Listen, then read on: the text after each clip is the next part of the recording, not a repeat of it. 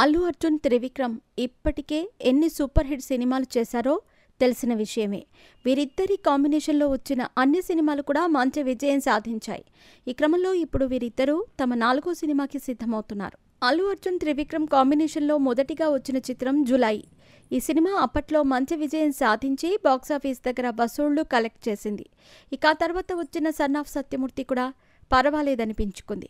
ముఖ్యంగా వీరిద్దరి కాంబినేషన్లో వచ్చిన 3వ సినిమా అలవైకుంఠపురంలో ఇండస్ట్రీ రికార్డ్ బ్రేక్ చేసి బ్లాక్ బస్టర్గా నిలిచింది. అయితే ఈ సినిమా తర్వాత వీరిద్దరి కాంబినేషన్ ఎప్పుడెప్పుడు వస్తుందా అని అందరూ ఎదురు చూస్తూ ఉన్నారు.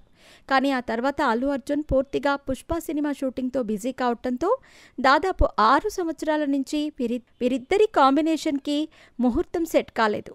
ఇక ఇప్పుడు ఫైనల్గా త్రివిక్రమ్, అల్లు అర్జున్ కాంబినేషన్లో సినిమా సిద్ధమైంది. ఈ విషయం స్వయంగా నిర్మాత నాగవంశీ తెలియజేయటమే కాకుండా ఈ సినిమా మొదటి వీడియో గ్లిమ్స్ కూడా విడుదల చేశారు.